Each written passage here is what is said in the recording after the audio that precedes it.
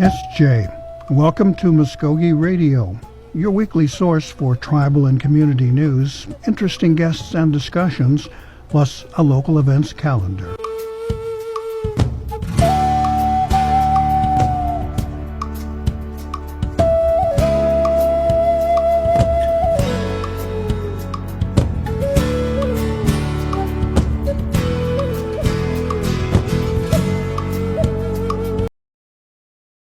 SJ, Stone Go, Gary Fife, Jaho Jeff Gedos, Mvskoke Radio, Mabu Hedjidwedskis. Welcome to our program here on this really chilly Mulgi morning. We are standing by for an hour-long discussion with the principal chief of the Mvskoke Creek Nation, Mr. David Hill, and his press secretary, Jason Salzman, who's been earning his keep as of late. I imagine he's kind of busy. All right, welcome, Chief Hill. We appreciate you making time out of that crazy schedule to come in and talk with us. Good morning, Gary.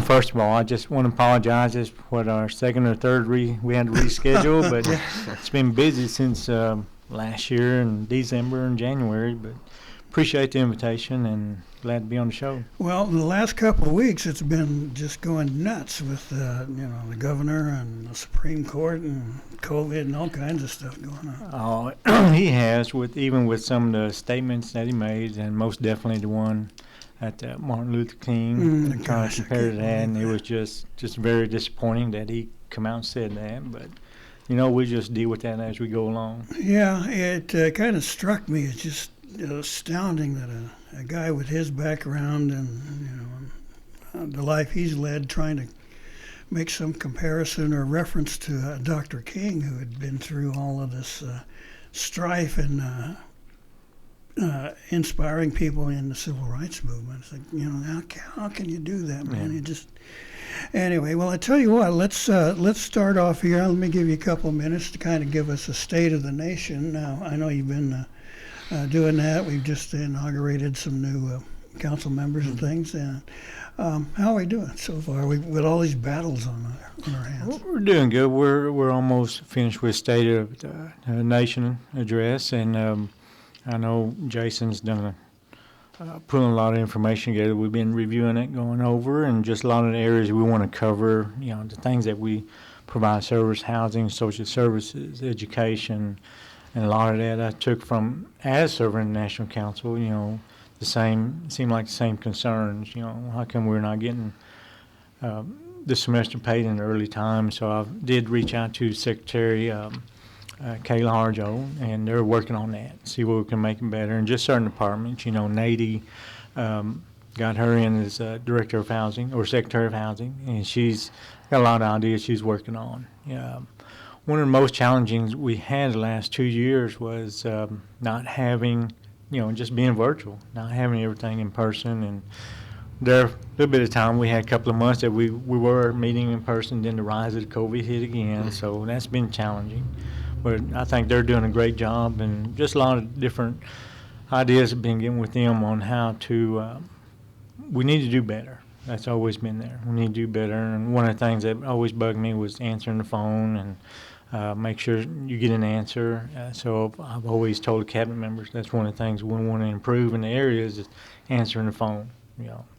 The citizens want to hear someone on the other side, but with this COVID, we had to have a call center, and just recently Mr. Terry from the health department had to do a call center too, and the phone lines just get blasted with phone calls, even emails with this new direct assistance, number one, and recently we just sent out number direct assistance 2 that phone calls and the emails just get slammed, but the staff all working. But due to the COVID, and we have some that may have had been quarantined, tested positive, so we are short on staff, but they're still working. Our office, our staff had 2 of my, at least 3 of the staff helping as well. So we're just trying to get everyone to help, and definitely want to help the citizens out there. What's our status then? Is the tribal officially open or closed? Is there a mask requirement? It's mask requirement when you walk in, but we're still open. Appointments only. We had to do that, especially on the tag agency. Social services, just call. I mean, we're open, but it's Okay. just call ahead of time and make an appointment. Because I definitely have to protect the citizens and also protect the employees too. Gary, if I might, we sort of went basically back to a phase 2 scenario with the complex remaining open. So our phase 2, a lot of the different mitigation strategies are, a mask mandate for the employees that aren't vaccinated, employees that are vaccinated and boosted. Not that we're giving them free reign, they still need to have their mask on and things like that in areas of crowded, people and everything like that. But definitely want to push that incentive to be vaccinated and have a booster. I know a lot of people feel a certain way about it, but we've seen the statistics and we've known what keeps people out of the hospitals. And that's what we need to do right now. We need to make sure that we're not overloading the healthcare system. But primarily, what we see with COVID is when we see some of our citizens go in the hospital, that's when it sort of takes a downturn and we really can't get them back out of the hospital. Yeah. And so we need to prevent hospitalization. It's not so much as, I'm getting this vaccine so I will not catch COVID. We know that people that have had the vaccine are catching COVID again, but this is to lessen the load on hospitals and everything like that. And I believe our monoclonal antibody infusion treatments in Tulsa and in other places, but we've done over 2,000 in Tulsa at the Council Oak Healthcare Center. Those decrease chances for hospitalization by 85%. Those are really good odds, and we just want to be careful. Well, I want to put my 2 cents worth in. Said I've had my shots, all of them, including the boosters. My wife and I got them in Mogi here. And it seems like the people who are going into the hospitals who are succumbing to this virus are our most valuable cultural treasures. I mean, They are. The first time a couple years ago, we lost a lot of citizens. Most traditional, fluent speakers, and those are things we want to eliminate. Trying to encourage everyone to take the shots. And there's some that probably may have waited a little bit too late. It was already. COVID had already hit them. For one, speaking for myself, I had it, and it's come out good with it, Yeah, well, it's still here. It's still here. We just want to promote, be cautioned, get your shots if you still have not, but we just got to protect everyone here. Okay, well, I know we've been kind of ranting on that subject for the last several shows. So, I imagine our listeners have had a bit of it, so we'll move on to something else. Now, the big one we have, of course, is the growing split with the governor, and consequently the state of Oklahoma. We see over the weekend leaders including yourself, of major tribes here have come out against his reelection. This is the first major overtly political move that we're aware of. But we know that the feelings have been going downhill for a while. But tell me about this decision to oppose his reelection. Well, it actually started in 2020, my first month in office, when he done the lawsuit on the gaming. And what he didn't know and what he didn't expect, that he actually reunited all the tribes together. The first OIGA meeting, Oklahoma Gaming Association, I attended in at Grand, it was at Riverwind, that all the tribes went. There was 35 tribes over 39 tribes attended. They said that was the most that's ever attended. So we united everyone to fight against him, and he basically did the same thing now, to come in and state that he's going to work with the tribe, and it never happened. Still hasn't. Not even today he's ever reached out to. I told him before, just twice I did meet him in person. Other times just been Zoom call, but let's sit at the table. What is it? That still hasn't happened, Well, in his statement regarding this reelection stance, he used the phrase a relationship based on race. Now, it's always been my understanding, and that of the U.S. Constitution and government, that it's based on a political relationship and not on race. I mean, you don't make treaties with races; you make them with governments and countries. So that, to me, reflected an ongoing ignorance of the relationship between tribal governments and the state. Is that something you see? I mean, did he duck out of history class that day? Yeah. I mean, what's going on there? Well, especially for him to say he's a citizen of Cherokee Nation. You would think he would know the history and background. Yeah. But it's just his approach. He, the times that we've talked to him sound like, okay, we're going to hit the ground, maybe sit at a table and discuss this, but in the next day or 2 days, he will come out in the paper or on the press release saying how bad this Supreme Court decision was. So he's, you got the highest court making the decision, but you have one person saying that it was a wrong decision. He's, to be a leader, you have to come up with a solution, but he hasn't yet. He hasn't come up with a solution to help, with all the other tribes, and what can we do to make this better? Well, he's actually actively worked against that relationship. The gaming, we're seeing it even in hunting and fishing and mining, of course, the criminal jurisdiction. And have you ever gotten any ideas as to his motivation there? I mean, does that ever come up in your discussions? Not really, unless he's just being pressured by, a lot, probably from oil and gas people. I figure he's getting a lot of pressure from that. And he's more business oriented. Right. But, Mvskoke Creek Nation and all the tribes are both business and traditionally oriented. And his mind thinking, I don't know, I couldn't tell you. If we ever have our first conversation, sit down at a table, maybe figure out what he's thinking, but I couldn't really tell you to this day. Well, Gary, you pointed it out, and it's something that we not only know to be true, but we've sort of seen as a hidden gem in our messaging, is this whole flaw in his reasoning when he does come against the McGirt decision or anything with tribes. What you referenced was the congressional report from 1893. That's how far it goes back. And that congressional report basically said, hey, these Indians are creating lawlessness. We've got to rein them in. We've got to take their lands and put a whole new set of rules on them. And it's ironic that we always hear that from this governor. There's a whole new set of rules in Oklahoma. Well, when the shoe's on the other foot, it's not such a nice fit. It's a little snugger. And I think we both realize that we have to be, in this administration for chief, it's a fine line, because you have to be diplomatic and you have to create those, we have to work together. So government to government relationships in Oklahoma, whether we like the governor or not, they're going to be there, and we're going to have to work with them. So we've got to keep those relationships, but at the same time, you have somebody coming out day after day with an attack on not only tribal sovereignty, but the integrity of tribal people and people that care about things, that don't need it thrown into a throwaway speech where this governor's just trying to advance his own agenda.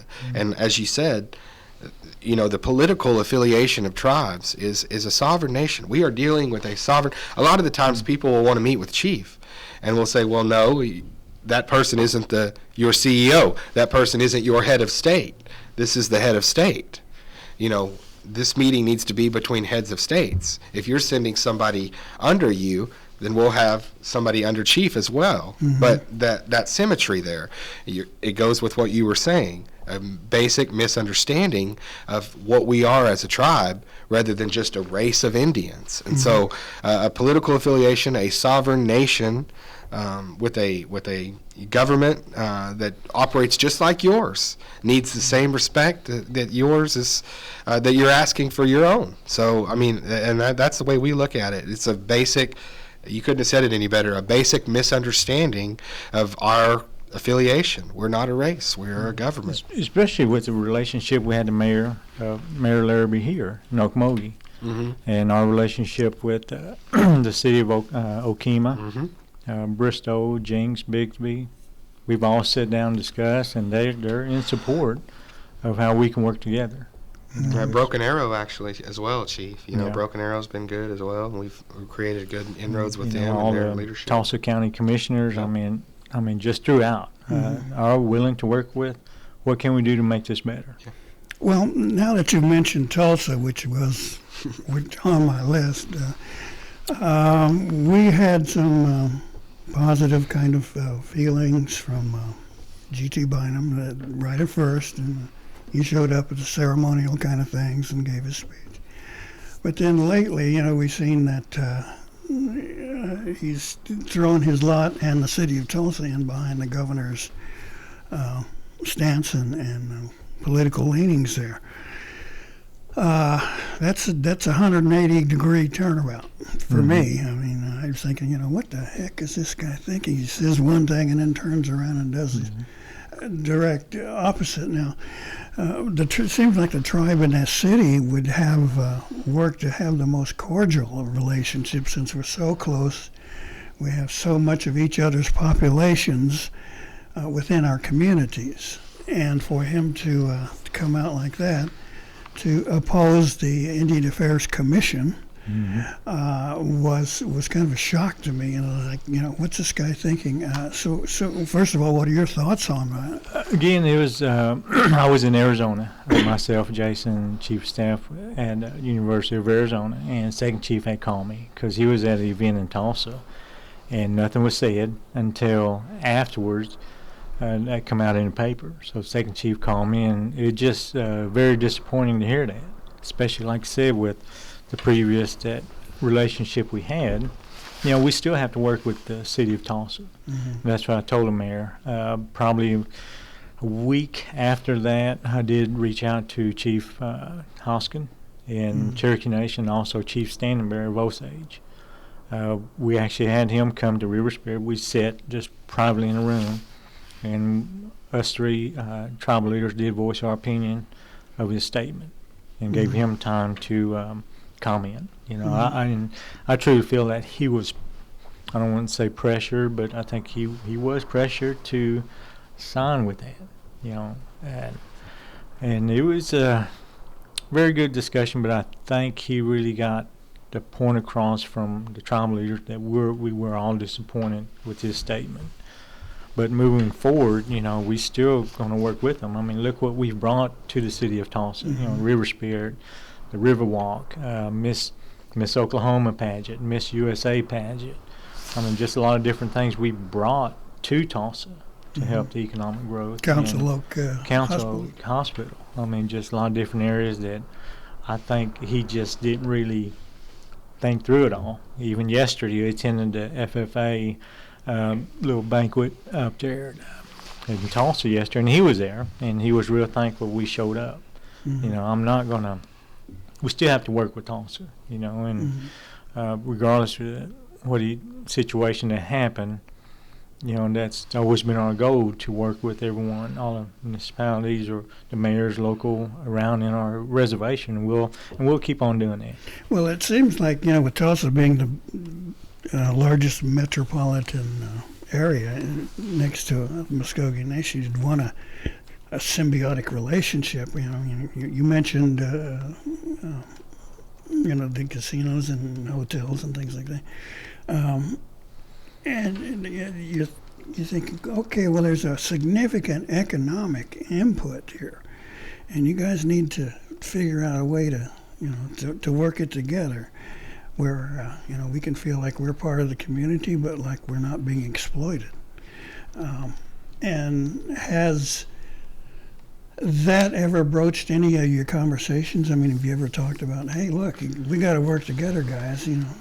That we have several times, because I met with the mayor I don't know how many times last 2 years, Mayor Bynum and different mayors throughout. Mayor Jinks, Bigsby, Broken Arrow, and they understand the true impact that Mvskoke Creek Nation, Cherokee Nation, and Osage bring to Tulsa, are willing to work with us.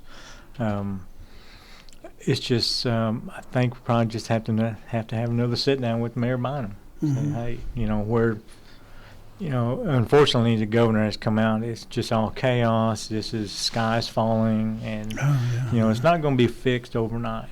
There's things that we have to work through to make it work, and it's going to take all of us to make it work together. Well, I'm hoping that something as you mentioned would be working on. I mean, I fear like a stampede of people just going off the cliff or whatever, saying the Indians are going to take everything over, and there goes our land.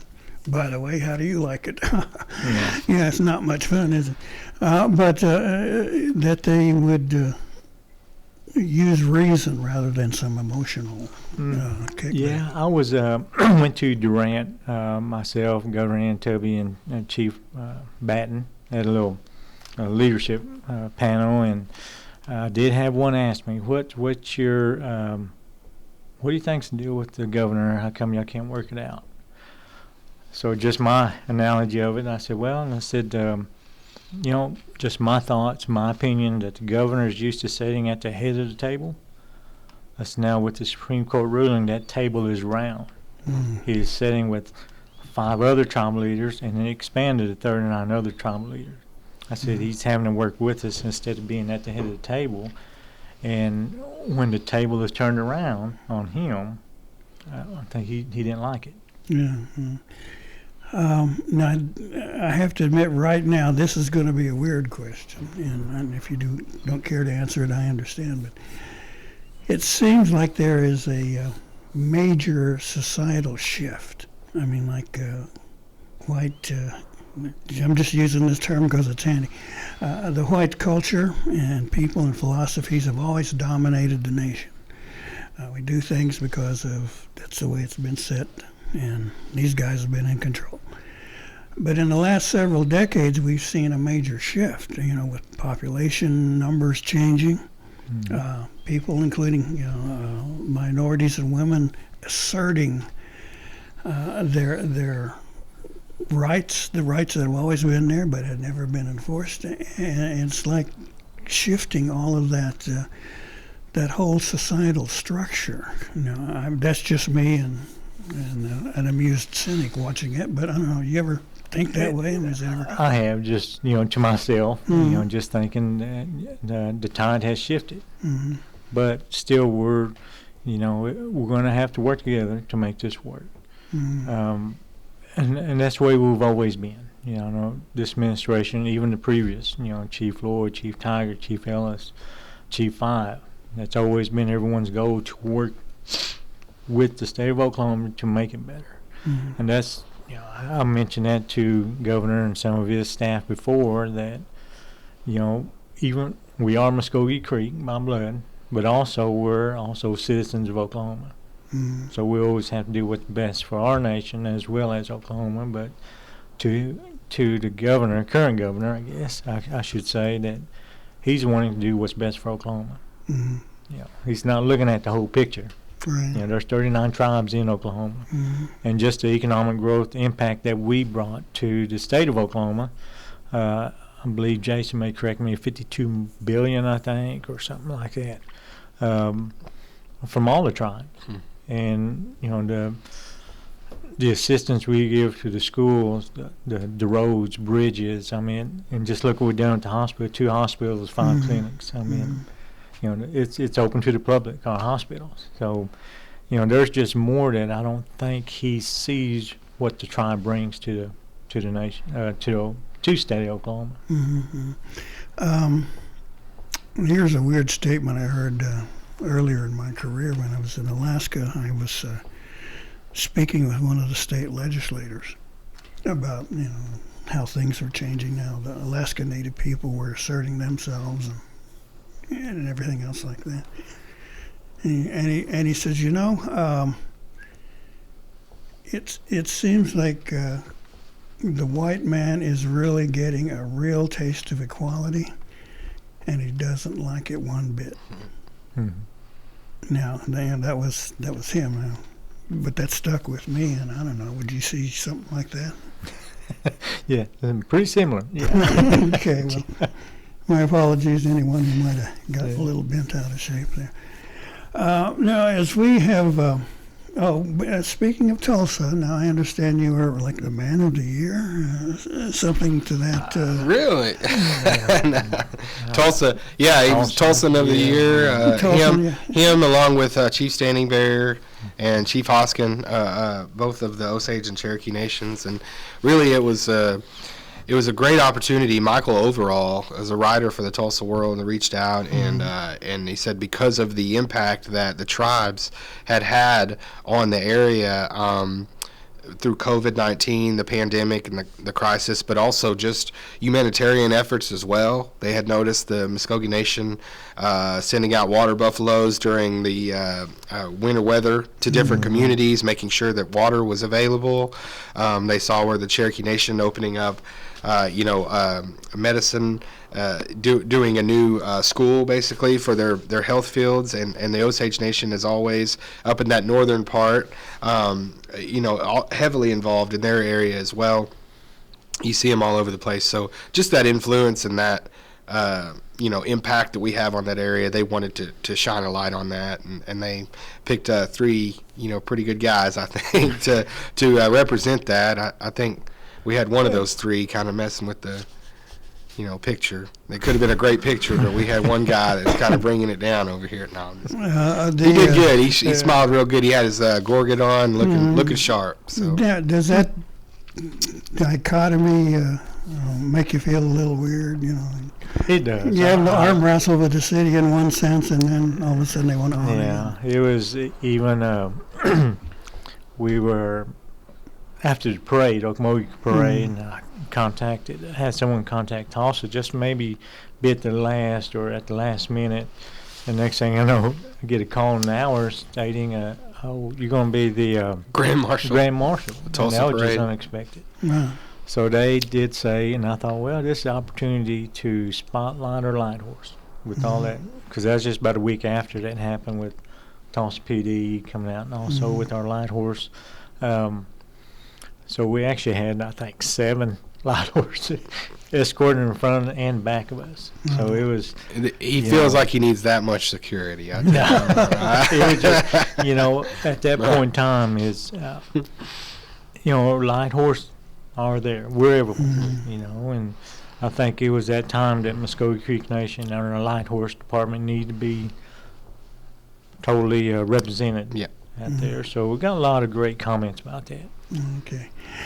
With this political situation shifting, and of course in having to make the declaration that you just did, have you and the other chiefs formulated some sort of campaign strategy that you'll be taking up? Is there a direction or something you want to emphasize? Not at this point, but I think all the tribes, similar, as I mentioned, Oregon, United Nation, Indians of Oklahoma, Kansas, Texas. I think we're all going to stay united and see who all the candidates are, and possibly have like a forum, have them come in front of all the tribal leaders on what their goal is, their vision, and see how they're going to work with the tribe.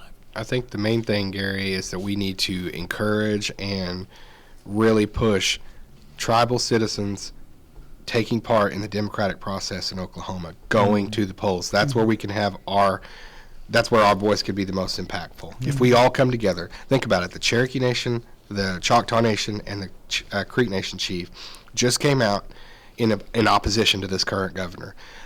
Collectively, those 3 tribes make up over 400,000 Oklahomans. Think about the impact if those people got together. Now, we've got a story that's come out that says Governor Stitt's re-election campaign has released information saying that he has a 63% approval rating amongst Native Americans.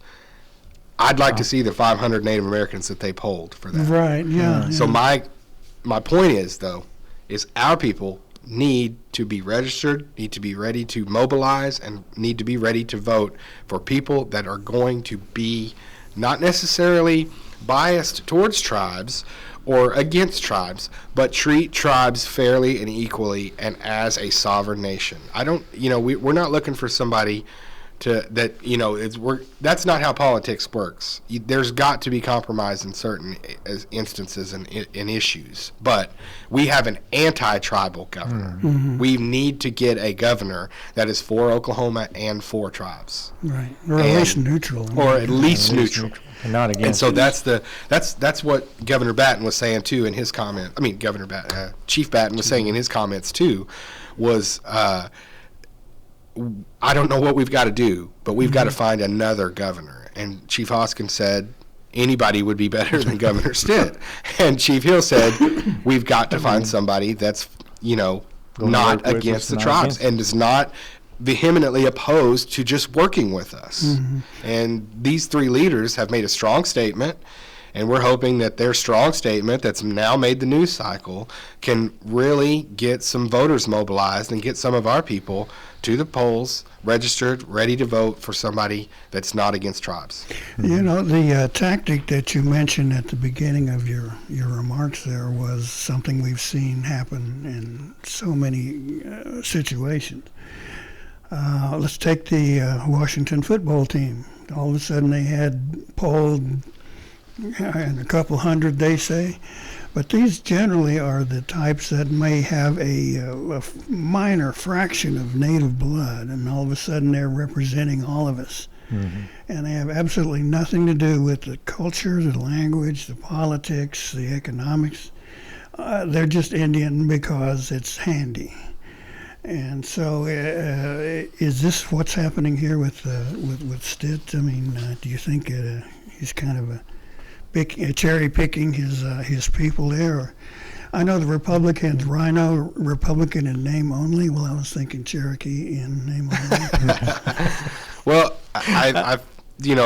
I'll just say that I think probably in the early goings of his first campaign, I think it was advantageous for him to, claim Cherokee citizenship and say, I'm a Cherokee citizen as well. And it was advantageous because the tribes, did see that as, this is it's great to have a candidate that's actually a citizen.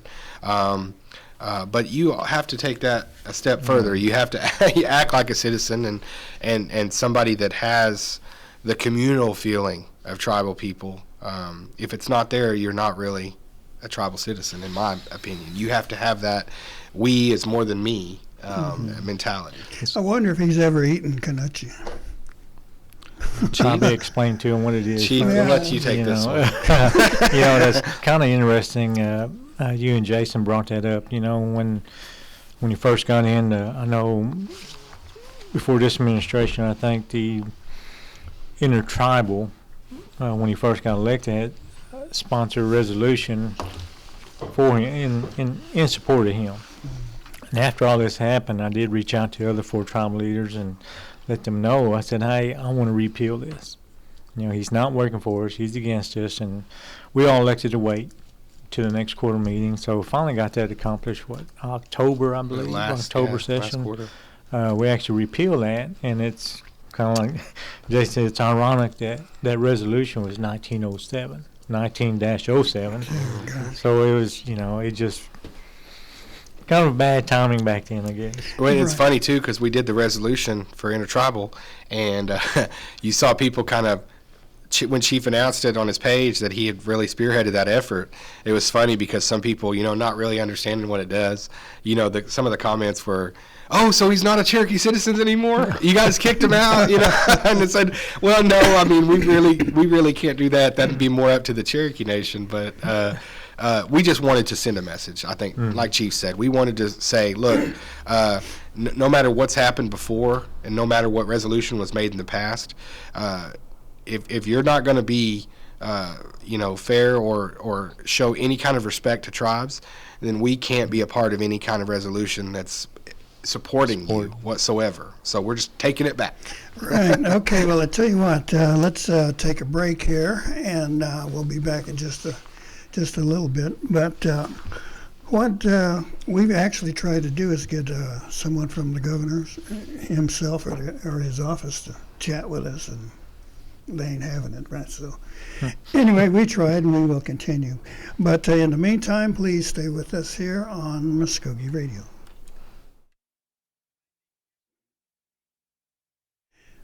Welcome back to Mvskoke Radio here on the Brew, 1240 AM and 106.3 FM here in the beautiful city of and chilly city of Okmulgee. We have the honor of chatting with our Principal Chief, David Hill, and his Press Secretary, Jason Salzman, about state of the tribe, some of the more current affairs. And we will continue this one. Now, let's look at some of the kind of things that we're dealing with and other topics. There's been kind of an ongoing I don't know, would you call it tussle, battle, argument with the University of Alabama over some of the artifacts that they hold that belong to our history? Yes, probably a month and a half ago, several of us went to Alabama, met with their college there, in which Ray Lynn, Butler, and Turner had attended with us, worked for from their department, and had some other members there too. Hickory Ground, Ceremony Ground members attended, and to have all them remains there for, I don't know how long, that Ray Lynn had mentioned, and they still have them there, and they were never meant to be dug up. We just want them reburied. And we went to Moundville, same, to see all the artifacts up there. They was never meant to be dug up. And that's all we was requesting, just put them back in a proper place. And Raylene, I tell you, she done a great job. Real passionate about it, and she done great speaking to Moundville, and also a representative from the University of Alabama. So we'll kind of see where that leads. I know we have support from Choctaw Nation, some of the surrounding tribes, Seminole Nation, and we just all feel the same. They was never meant to be dug up. Just put them back where they're supposed to be. Just give them the proper burial that they deserve. We read some of the materials around this issue, and the response from the university was the usual PR kind of stuff. We're honored to have been the caretakers, and we have always handled them with reverence, and blah, blah, blah is pretty much the way it's described. And I think, gosh, how many times have we heard that same silly rhetoric? And how do we react to something like that, where essentially they're saying, yeah, everything is great, but we're not doing anything? Well, that was the sentiment that was reflected in Ray Lynn's comments that she made to everyone, which was, while we appreciate the nice, warm things that the University of Alabama is saying, they've been saying them for years now, and it's time that we did something about this. The time is past time, and we're running out of, what was it that Ray Lynn said? She said, our patience is being used against us. Yeah. And I love that when she said that, because and I think that trip signified no more. Let's get something worked out. Let's do the right thing here. As Chief always says, it's never too late to do the right thing. Yeah. And so, do you say that right? Okay. No, but it is right, exactly. But no, and that's one of the best things about Chief too, is that letting someone like Ray Lynn take the lead on that. Is because Chief gets briefed from his cabinet, he gets briefed from his department heads, everything like that, and he has the information he needs to make those decisions. But he also knows at the end of the day that people like Ray Lynn and Turner and those folks at Cultural Preservation that are inside of that fight every single day, that's their whole life, that's their livelihood, that's how they make their living, but it's also what they're passionate about, like he said. They are fighting that fight every single day. Nobody knows better than them what they need said and what they need pushed across the table to somebody. So Chief has that ability to just say, hey, look, you know exactly what you need here. You're representing us.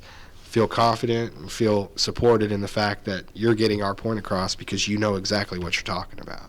We couldn't have had anybody better to talk to those issues than her and Turner and those folks that every single day are fighting those battles. How did the university respond? Just like you said. So a canned PR answer, but that's okay. I mean, look, we know that they've got certain parameters that they're dealing with. Just like Chief talked a moment ago about pressures from different people, they have to, whenever they're doing things that we feel are disrespectful or we see it as you're desecrating remains or you're digging up remains, you're basically disturbing these remains that are supposed to be at rest. Anytime that they're doing that, when we see them doing that, they see it as a totally different thing that we don't even think of. In our minds, when we're talking about our ancestors' remains and funerary objects, we don't think about what could this do for the academia of our institution. We could get more grants. We could get more research money. Everything could come in here to us that we need to keep this place fully functioning because we have these things in our possession. They don't think about it as, as closely and as real and as raw as we do. They think about it as, we're becoming a more upstanding educational institution with these objects, and we get more grants and we get more money. And that's just the dollars and cents in black and white of the industry that they're in. Well, I've heard that at a higher level too. Decades ago, when I was doing a project on ancestral remains, I was at the Smithsonian, and they showed me their room, their bones room. And my gosh, it was like an average room, but they had these shelves stacked completely to the ceiling. I mean, row after row. I got a kind of a creepy feeling when I went in because I know this is the spiritual. How much studying you going to do? Tell me what our ancestors ate. Well, we knew what they ate. It was corn, softy, and the traditional food. So. Still eating it. And I kept wondering, why? What else is going to learn? Shouldn't you be respecting the fact that these are connected with our people? Put them back. When's enough? Right? And when's enough? 7 or 8 shelves up might be, might suffice. Like you said, I mean, come on. There's a part to it where you just say, like I said, patience is being used against us. We're going to become a lot more vocal about this. We were in the media all week on that trip. Chief, that trip was was almost like a Washington, D.C. trip, right? We just fell into the hotel bed at the end of every day and got up the next day at 7 and we're ready to do it again in a different town with a different, packing the suitcase every morning. And it's like we were on tour, and we were nonstop. But there was a really strategic need for that because we hadn't been so evident and so present in that area. It's twofold here, Gary. One is to be back there and get that connection with the homelands secure. And a big reason for that is so that we can take care of the homelands and watch what's going on back there. We know we've had issues with the porch because things were going on there without Mvskoke Nation fingerprint. Right. And so we need to have that connection in the homelands, not only for the visceral part of it and feeling that connection still to where we were originally from, but to protect, we've got to protect. And it was at Birmingham, I think. Yeah. Had an interview there, and they asked my opinion. I said, well, how would you feel if we went in bought the land from your family, the back was a family cemetery, and we dug it up? Mm-hmm. I said, how would you feel if it was turned around on you? I'd just take that further. How about if we went into Arlington and started digging stuff up because, they were supposedly the soldier was related or something like that. They would be outraged. Let's and we wouldn't do that. And that's a large part of the point as well. Yeah. Like that's kind of what we're trying to get across. It's very similar to the governor's comments the other day on MLK. It's not so much that he used McGirt in an MLK comment. It's the fact that somebody said, would the tribe come out and say, oh, well, no, Martin Luther King would be for the McGirt decision? We wouldn't do that because that's not what that day is about. That day is not about advancing our own agenda.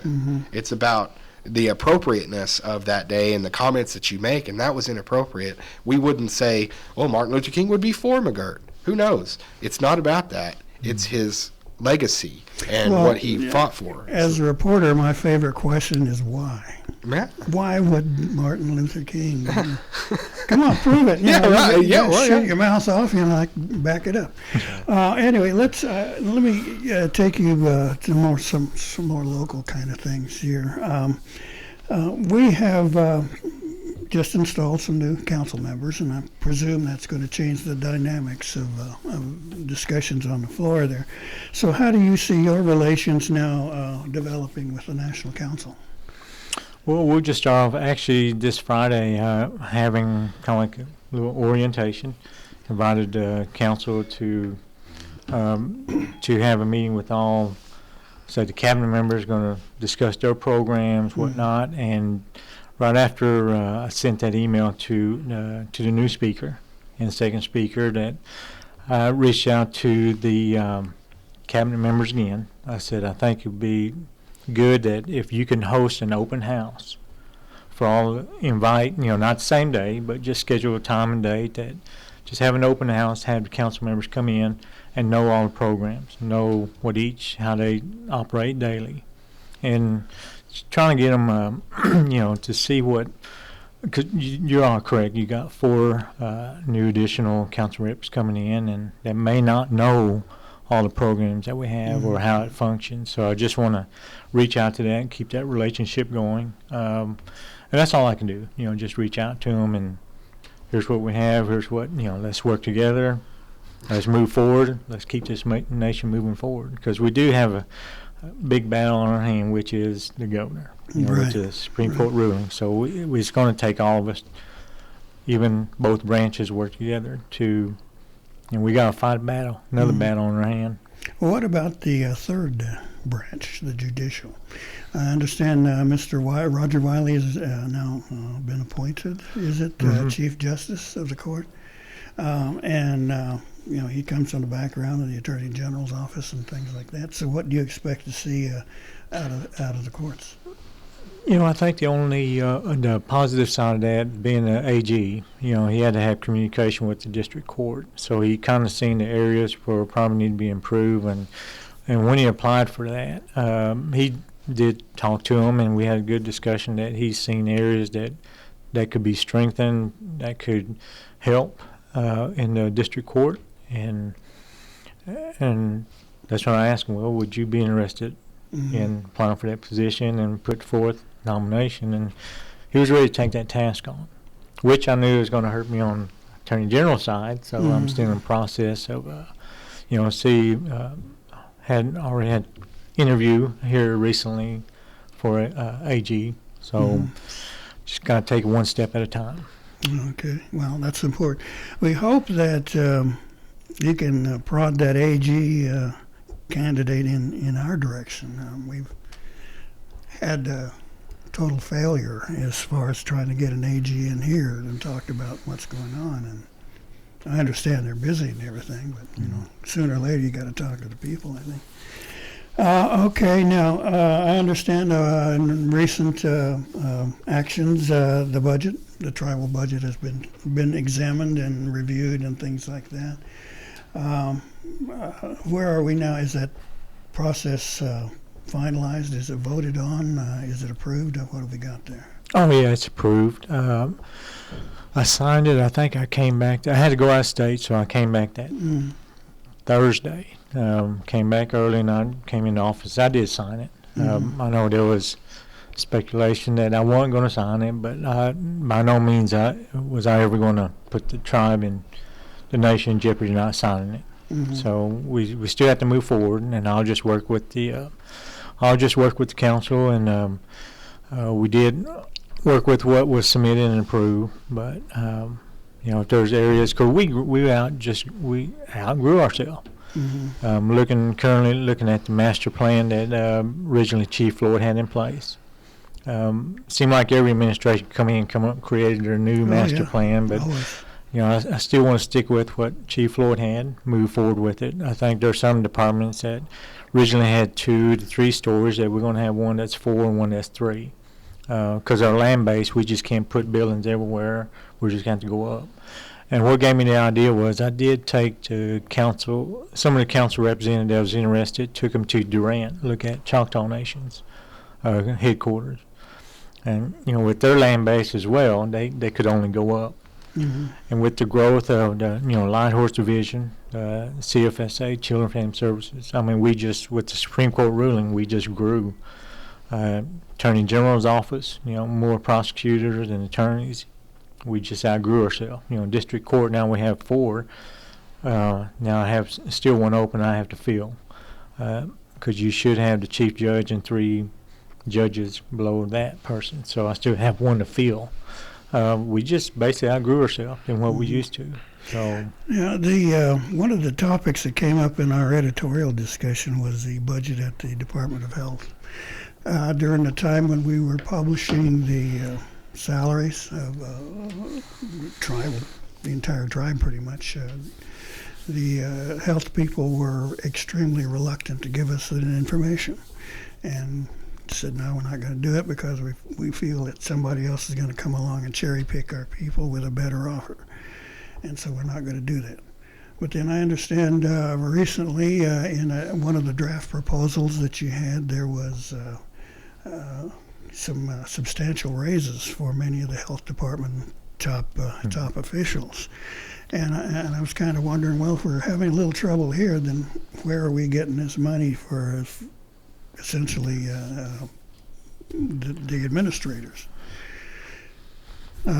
So why was that happening? What was the motivation? On the health side, I pretty much let Mr. Terry, he did a study, I think 3 different studies, and I did ours on the complex side, had the HR go through and revisit the benefit and salaries of all employees, and we're underpaid.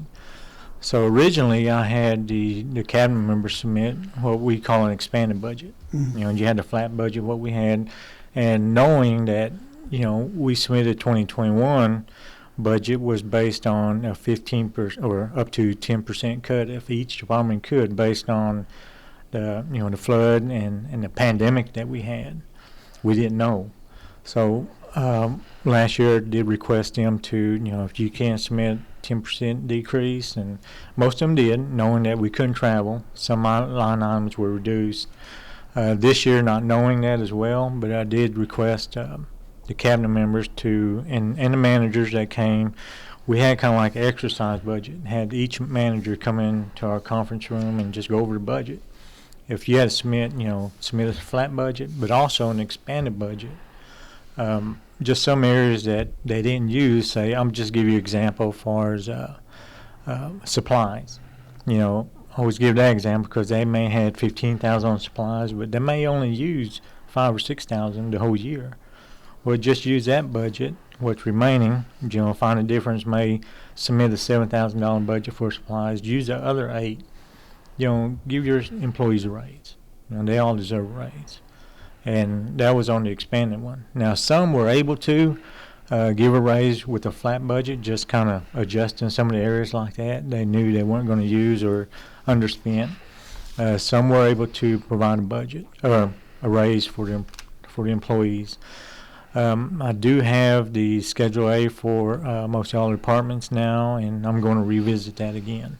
Mm-hmm. But once Clay in the finance department finalized the whole budget, loads everything up, he should be completed, I think, this week, and we will revisit that, see what we need to do to give an increase for employees.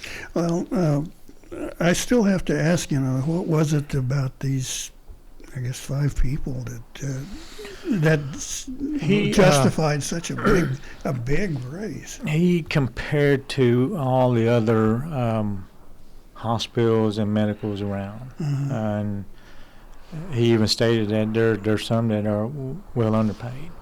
So I did talk to Ms. Terry the other day, and we're going to revisit that. At first, at least give the ones that are lower paid. Let's raise them up where they should be. That did pop up in my mind. It's like, with our healthcare providers and first responders just being beat to death. Mm-hmm. Why aren't we talking about giving them some of this well-needed and deserved financial boost? So, they're the ones that are really down there, foot on the ground. Yeah, you got boots on the ground. Had that been considered? You mentioned all. Yeah, I've talked to them, and we're going to sit down and talk. Okay. I'm going to do as far as the complex side, the tribal headquarters. Mm-hmm. I'll work on that, and I'll discuss that with Mr. Terry on the health side. Okay, well, we hope there'll be good news there, because in my dealings with those folks in a first-hand basis, getting shots and other medical care, I mean, you see that their schedules are just being blasted apart because of the need and the demand.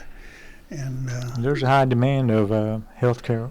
Yeah. Even our complex, our facilities, GSA, they worked still, even through the pandemic, because they had to go through the office, clean it, some after work. So, do you have still had quite a few even at the complex that worked through the pandemic. Mm-hmm. Well, I hope Mvskoke Media's in there. Excuse me for giving a plug for us. But, we have covered a lot of turf here. In the last few minutes we have for this program, I kind of want to let you do a review, if you like, or perhaps there's some final thoughts that either one of you gentlemen might have or might want to share with our listeners. The only thing, just working on different projects. I got two working on with Mr. Terry now. Haven't announced it yet. As you had mentioned, keeping that relationship to our homelands. The city of Oxford, that was one of the places we went to go visit. Because I know Raylyn, I keep bringing Raylyn in, but she does a great job. 2016, when I went with Chief, I don't think Chief Floyd could attend, so I went in his spot to Oxford. It was the ribbon cutting of the Chakalaka Park. That's the original tribal town of Arbika. So we went there at the park and did ribbon cutting, and that city and the council members there, the city council, went out of their way to have, I think, 30 or 40 ceremonial grounds from Arbika showed up. Just different ones to acknowledge that, and hopefully we do a land acknowledgement in a couple of months. We're making plans to go back. They want us to say, hey, this is your day. Would you be interested in holding like a mini festival? Or and it's, to us, it's not, I don't want to say showcase, it's more of educating. That was one of the trips we went last week, or a month and a half ago, went back to Chakalaka Park in Oxford. And there was one lady that lives in Oxford that was walking the trail, and they have little kiosk machines you can read about Arbika. She's never seen it. Some of the people there don't know the history, much less that this is the true where Arbika ceremonial people, tribal town was there. And this is our main goal, is to go back and educate. Because you hear it now that they would say that the Porch Creek or the original creek. Sure. It's not. It's Mvskoke Creek Nation people were the first in Georgia and Alabama. And that's the main goal, is to go back and educate everyone there that we are the true original Mvskoke Creek Nation.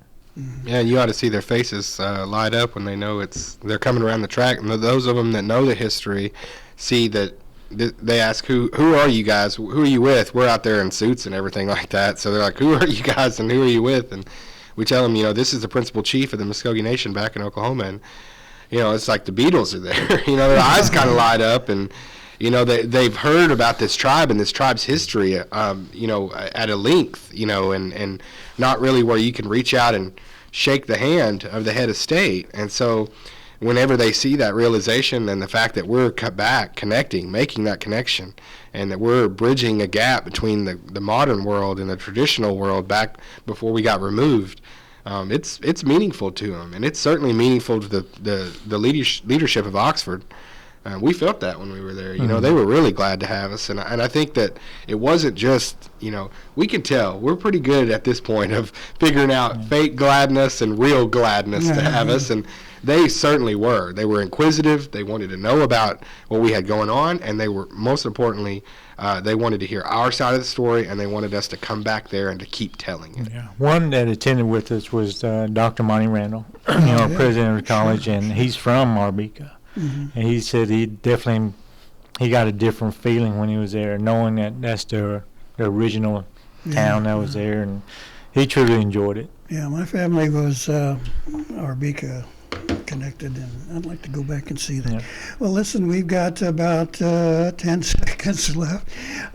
We want to thank you so much, both of you gentlemen, for making time. I know your schedule is still berserk.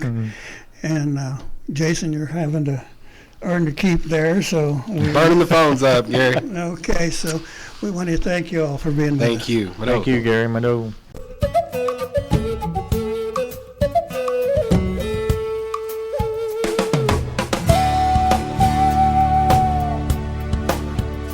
You've been listening to Mvskoke Radio. Join us again next week for more local, tribal, and community news and updates. Mado.